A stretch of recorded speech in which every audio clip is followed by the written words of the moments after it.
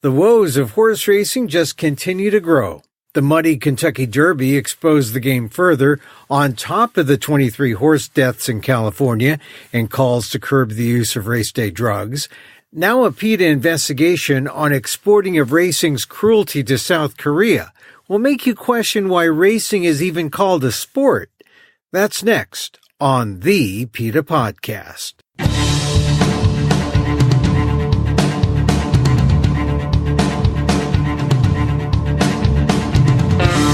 Welcome to the PETA Podcast. I'm Emil Guillermo, your host for this behind-the-scenes look at PETA, the largest animal rights organization in the world. Here we talk to the key players at PETA and the movement and ask them about how animal rights change their lives and how they stay motivated to make the world a better place for the animals. On today's episode, a new PETA investigation exposes how hundreds of American horses each year are being sold to build up racing in South Korea. But most, even champions, end up butchered or used in cosmetics. And the story's going viral in Asia. Some of these stories, I click on the comment section and there's 1,000 comments about how wrong this is. So I do think that there is going to be a groundswell of people in Korea and across the world who are going to speak out and say, this isn't acceptable. Because we're not just talking about slaughter here. If you look at our video, you can see that the horses are being beaten during unloading. Multiple men striking horses with poles in the face, in the body, try to get them to enter the slaughterhouse and get off the trucks. These are horses who are wearing halters. Surely you could find a way to bring them into the slaughterhouse without having to beat the crap out of them. Hannah Schein is a PETA lead researcher on the K-Cruelty case, which tracked how nearly 24 American-bred horses were sent to South Korea and eventually killed for horse meat when their usefulness was considered done. Right now, there's no retirement plan for the animal athletes after they've made their owners hundreds of thousands of dollars and after more than $8 billion in U.S. dollars is wagered on their backs. It's cruel and unusual, and American breeders and auction houses aren't doing anything to stop it, but maybe they will if the public understands the issue. That's next on the PETA Podcast. But first, thanks again for joining us here at the PETA Podcast. This is episode 67 in our second season of shows. Please share a link with friends. Let them know the animals have a voice on the PETA Podcast. And if you just found us, welcome and keep binging. There's lots to listen to on the PETA Podcast. Get the full list on Apple Podcasts and don't forget to rate and review the show. It helps the algorithm know that PETA has a podcast on the issues important to you. There's also a link to a survey in our show notes. If you're so inclined, we'd love to hear your feedback. Now, if you really want to help the animals, you can always hit the Donate Now button at PETA.org. And now to our episode. The Kentucky Derby's controversial finish, where the favorite and winner was disqualified, has only helped create more doubt over the fairness and integrity of horse racing. And that's before one deals with the 23 horse deaths since December at one of America's premier racetracks, Santa Anita, or the calls for the curbs on race day drugs. Add to it all one more nail. A new PETA investigation of how hundreds of American-bred horses a year are sold to South Korea to seed racing in Asia. And the horse's fate, win or lose, is no better.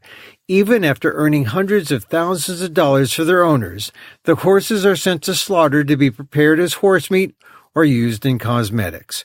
One ethical response would be if just a fraction of the $8 billion U.S. dollars bet in Korea were set aside for the horse's aftercare.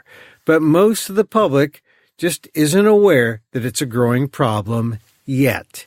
Here's my conversation with PETA researcher Hannah Schein on K-Cruelty, the South Korean connection to American horse racing, on the PETA Podcast.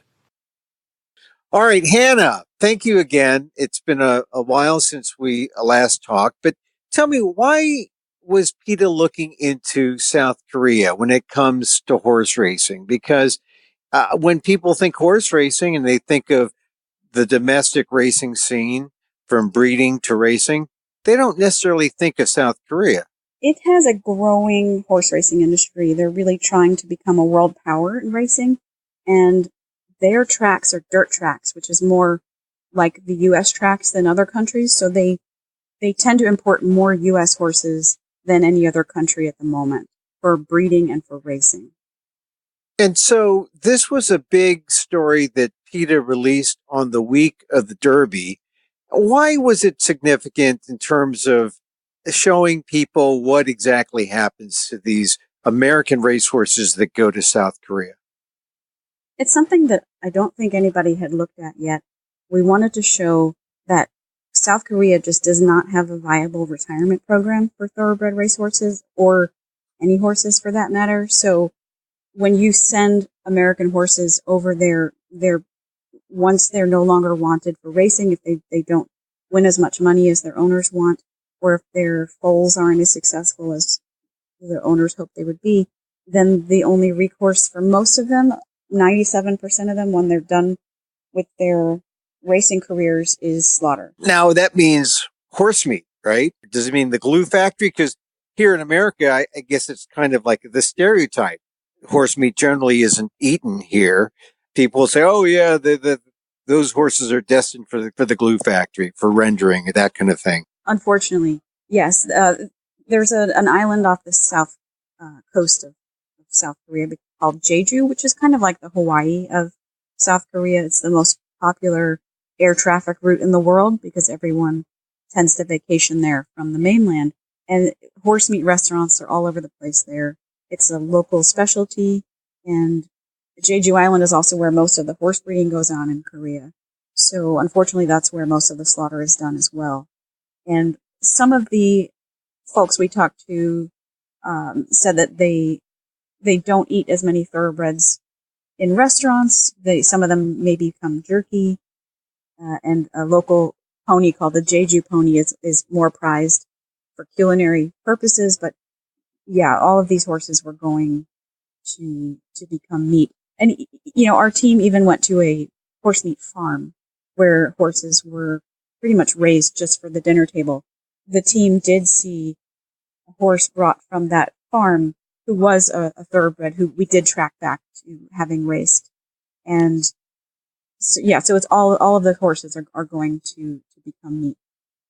I guess it's a kind of indignity of sorts, but it's total utilitarianism, I guess, from the standpoint of a South Korean who brings a horse in from America. You don't win. What are you going to do? I mean, it sounds from the report that I saw that PETA released that they don't have a retirement program. What do you do except, go into the slaughterhouses? Yeah, unfortunately, the Korea Racing Authority, which runs all of racing in Korea, is under the Ministry of Agriculture. So they are very oriented towards using horses as livestock. And horse racing and breeding is just another livestock industry there. So, obviously as vegans, we don't think of any animals as livestock, and we wouldn't want them to have that fate. So, right. So, I mean, some people say, how should horses be any different? Unfortunately, we can't look at the life history of every cow that we've seen at this particular slaughterhouse in Jeju. We couldn't trace back the thousands and thousands of pigs that our team found going into that slaughterhouse. But Korea keeps very good records of racehorses. And so our team was able to do months of research and track down every single thoroughbred that our team videoed at the slaughterhouse. We were able to put a name and a history, from the day they were born, every race they ran. So it is one way to reach people with showing their face. And on our website, we have a gallery of 22 photos, and you can look up these horses and see, Cape Magic, for example, was last raced in Busan on a Friday at 3:45 p.m. And yet he's here at that slaughterhouse the next Monday morning getting killed for meat. And he arrived at the slaughterhouse with a big bandage on his leg. So our team was very excited to video that and thought, wow, I wonder if this horse just came off the racetrack. And sure enough, he had. The thing about seeing the racing records is that these horses, these animals have a name. They had a purpose. They had a life. They were revered. I mean, how many champions? We know that champions do get slaughtered. But in your records, were there, any real star athletes that went to slaughter? There were no stars in terms of, some of them, well, actually, some of them won a significant amount of money. So one of them, named Dynamic Tank, whose father was actually Big Brown, a Kentucky Derby winner from the United States. Right. He had won 211 million South Korean won over his racing career, 19 races. And other horses had won about 100 million won. And thinking about horses that made a significant amount of money, certainly is enough to earn their keep, according to what you might think their mindset would be. Right. But yet were still killed. And there were horses who were bought for a lot of money who came from famous pedigrees. Like another one was the son of Medaglia d'Oro, who's kind of a top leading American sire who's had a lot of successful foals. And he was the first one our team was able to name because he came from Australia. In Australia, the horses there are branded with freeze brands on their shoulders, which show up as kind of white marks. And so I remember the day I was able to find him in the Australia stud book, and I was pretty excited about being able to put a name to a face to really try to get people to be sympathetic to the plight of these horses. Well, that certainly is really what happens when you see the records and you get a name and you put it to a face, and then to think that after its usefulness, it's sent to the slaughterhouse and, sent for, to be eaten. It does make you stop and think twice about this whole enterprise. What is the hope when you show stories like this to people who, have no idea about that this goes on in racing in South Korea? It's already far away from us here in America. But what's the message to people here in our country about this industry? Well, South Korea right now is buying about 10% of the horses at U.S. horse auctions, where breeders will sell their horses, and consigners will sell them to whoever wants to have a go at racing, or they also have these bloodstock sales for breeding stock. So you can buy a broodmare who's already pregnant, for example. So there's two channels. Americans are selling horses for racing and for breeding. And so it's a big revenue stream for the American racing industry. And I guess we want people who care about horses just to understand that this is a very serious possibility when people are breeding horses, both in the U.S. for U.S. racing and for sale to whomever, that death is normally the outcome. Because in the U.S., I'm sure you've gone over this on other podcasts, but there's still trucking tens of thousands of American horses to slaughter every year in Canada and Mexico. So it's certainly, if they're not sold to Korean interests, it doesn't mean that they're safe here. But we did want people to know that if they're sold to Korea, slaughter is the likely end. And what gets me is when I see noted breeders in Kentucky who will say things like, well, it's out of our hands. Once we, sell the horse, what the owner does with the horse is really his or her own business. It's like they throw up their hands and say, well, this is the way it is. And is that an acceptable answer? I don't think so. And one thing we're doing in the U.S. is helping the retirement system to grow by supporting something called the Thoroughbred Aftercare Alliance, which you implement fees all along the way for people breeding horses for racing, and you direct them towards a program where horses can then go to retirement centers after they're done. And there's nothing like that right now in South Korea. We want South Korea to implement a comprehensive retirement program. And we have offered to hook them up with the Thoroughbred Aftercare Alliance so that they can try to learn from, what the good things that have been going on in the United States with making advances and in using the revenue stream from racing to then support these horses when racing spits them out. because it's really not fair that they're making all this money for people, and then it's not going towards supporting them when they're no longer wanted. Now, I had the privilege of voicing the report that is on PETA.org and that you helped put together as the key researcher. And the response from the Koreans seems to be, well, it's a lot. There are a lot of horses and it's a lot of money, and we don't have the resources to deal with them in any other way except to send them to slaughter. Essentially, that's what they're saying, right? Right, but they're betting handle, the amount of money coming in on wagers in South Korean racing is almost $8 billion a year. And they're taking their profits, and about 4% of their profit is going towards agricultural interests, which includes possibly some of the meat farms that PETA investigated. So rather than put that money towards the use of horses for meat or for cosmetic products, they should put that money towards the retirement system. Even if they dedicated half a percent of that betting handle, that would be millions of dollars that could go to giving these horses a life after racing. And certainly a more dignified life, and certainly something that, given what the horses have done for, the humans who have benefited greatly. I mean, something that I would think a moral person would say the horses deserve. Absolutely. They even had a 5-year plan from 2012 to 2017 that promoted more, thoroughbred breeding, because it's a win-win. If the extra horses don't work out in racing, that's more horse meat and more horse oil for face creams and things like that. So they're just looking at it in a different way, and we're asking people all over the world to chime in and say, look, South Korea, you've given us K-pop, you've given us K-beauty, and all these great things, but K-cruelty is not acceptable, and it's really going to tarnish their worldwide reputation if they don't do better by these horses.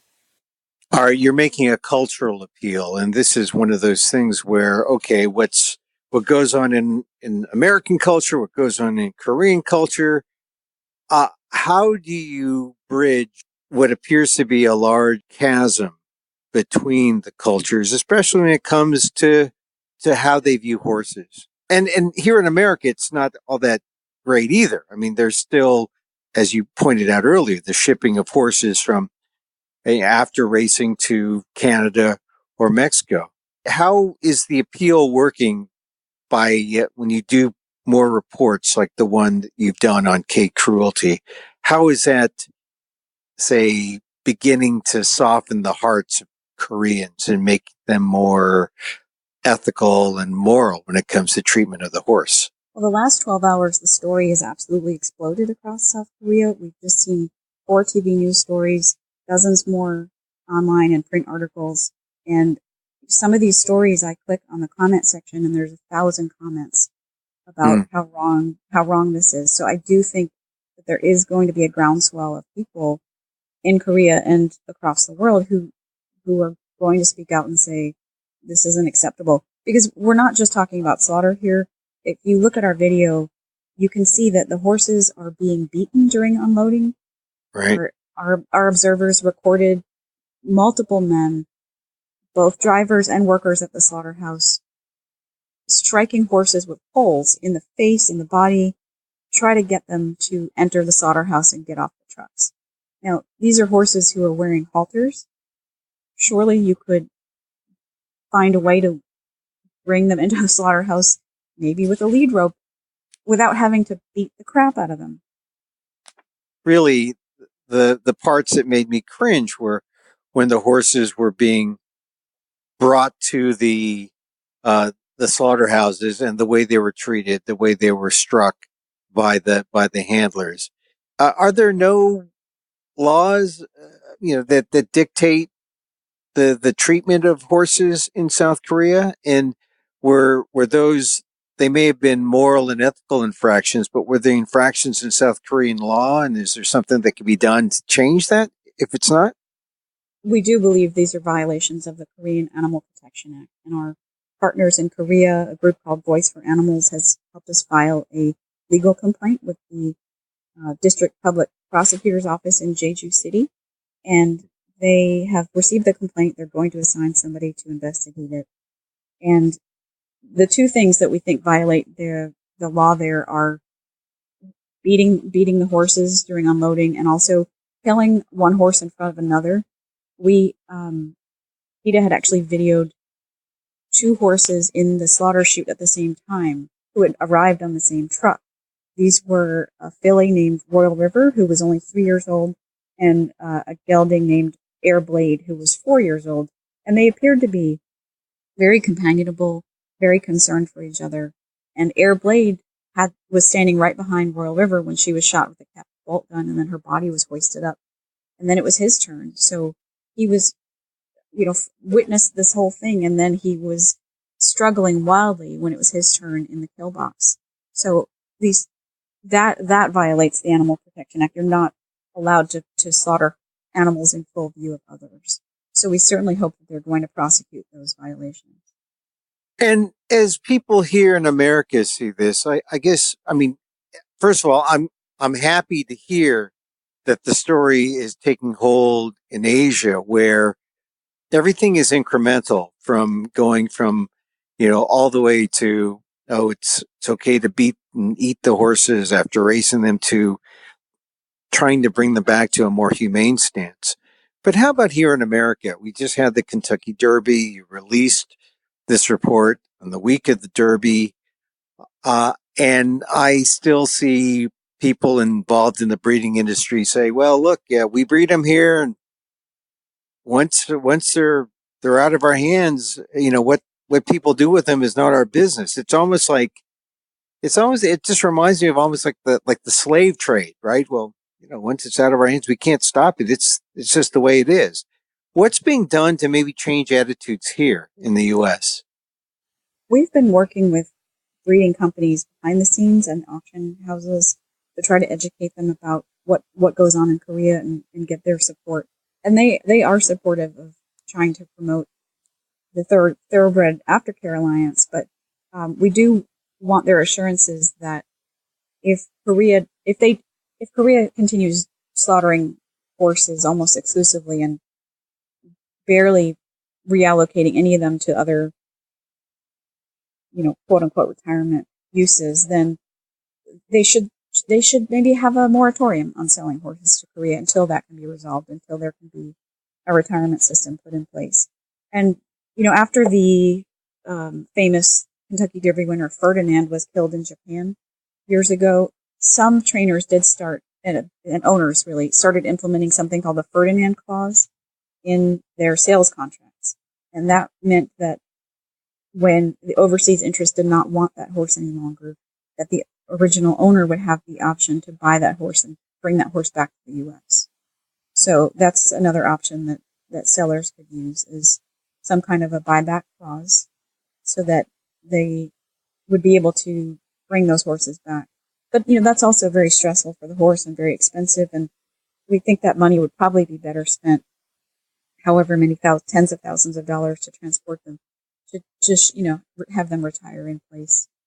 There's plenty of land in Jeju for horse farms. So. When you mentioned Ferdinand, in my days when I followed horse racing, Ferdinand was the king until another horse named Ali Sheba came up and beat him, and that was one of the great rivalries in racing. And I just remember when I first heard that story about Ferdinand going to Japan, how it just made me feel bad for this whole enterprise that they call sport. Are more being shipped to South Korea than to the other Asian countries, Japan and China, for example? Or what's your research show? I don't know the stats on China. I think Japan is more self-sufficient in terms of their breeding stock. I think they still use some imported stallions, perhaps, but I don't have the numbers on how many brood mares they're bringing over. I don't think they're bringing over nearly the number that Korea is right now. In Korea, they're bringing over about 400 American horses per year for racing and breeding. Yeah, I was looking at the Korean version of the Daily Racing Form, and I was really shocked to see how many Korean horses that are racing are Americans. Yes. The ones we saw, the 22 thoroughbreds we were able to identify at the slaughterhouse, 19 of them had American fathers and 11 had American mothers. So it's pretty ubiquitous. Most of the big stallions there who are breeding are American born. So yeah, the progeny is largely from United States bloodlines. One of the horses our investigator saw at the slaughterhouse was actually born in New York. So it's a direct American horse being killed in Korea. See, and this is an apt note to mention during May, which is Asian American Pacific Islander Heritage Month. It even applies to horses, I would say.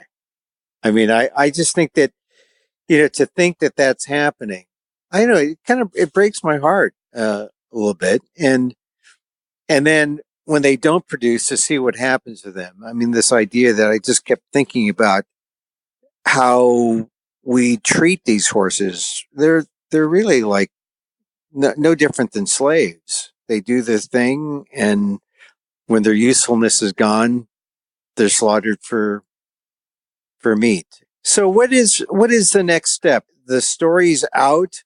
It's getting a lot of play in Asia. What about in America? Is it? I know that it's been on Deadspin, and people can see the video on PETA.org. So what's the hope for change here, right here in America? The hope is that people will take action on our website, and right now the target is the Korea Racing Authority, and if they don't implement a comprehensive retirement system, we're going to move on to asking American companies like Ocala Breeder Sales, Keeneland, and Fasig-Tipton to stop selling horses to Korea until this is resolved. And if the prosecutor doesn't take action on the very clear crimes that we reported in Korea, then we're going to put pressure on them as well. Well, one of the things that you mentioned earlier, you mentioned a moratorium. I thought it was reserved for PETA, considering you can go all in and say, all out ban. But I guess that is the goal, right? Yeah, the goal would be no horses are bred for this industry. We want slaughterhouses not to exist, but we don't call on slaughterhouses to close.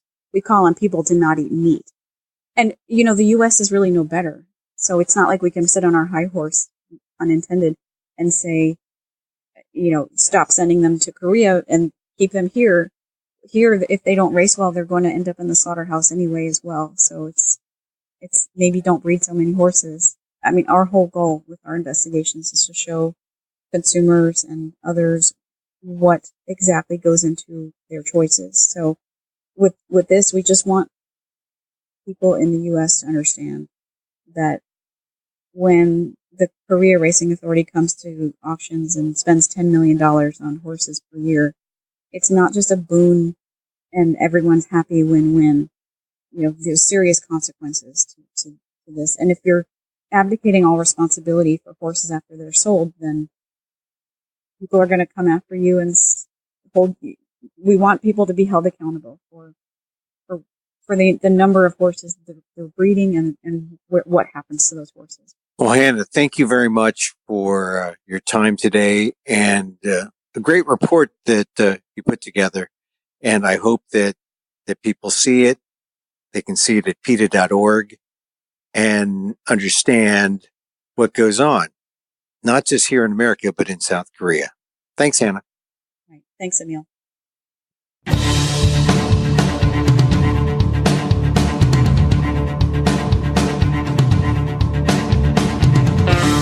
Hannah Schein, PETA lead researcher on K-Cruelty, and the South Korean connection to American horse racing. See the pictures of the horses sent from the U.S. to South Korean racetracks and then ultimately to the slaughterhouse, and see PETA's undercover video. Go to PETA.org and take action now. PETA continues to fight for the horses here in the U.S. as well, a meeting with racetrack owners and state officials about new rules, especially when it comes to the use of race day drugs like Lasix.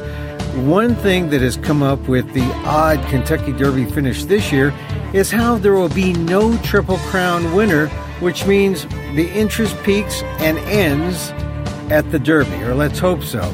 It's funny how suddenly everyone is thinking about the health of the horse. Gary West, the owner of the disqualified horse Maximum Security, said he won't run in 2 weeks in the Preakness because, as he said, why run in 2 weeks if you don't have to? Why indeed run at all? And then there's Bill Mott, the trainer of the installed winner of the second place Country House. Mott said the horse won't run the Preakness because of health. Health, it's important now. Well, the state of horse racing definitely is not well.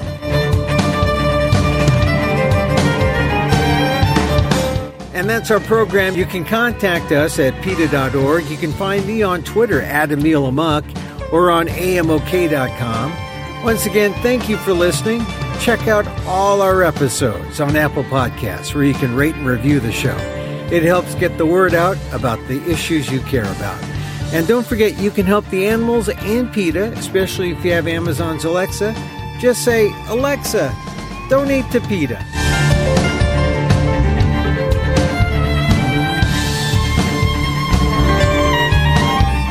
Our music is provided by Carbon Works. Check them out on YouTube. And thanks for listening. Join us again next time for more insight into animal rights and the fight for a cruelty-free world on the PETA Podcast. I'm Emil Guillermo.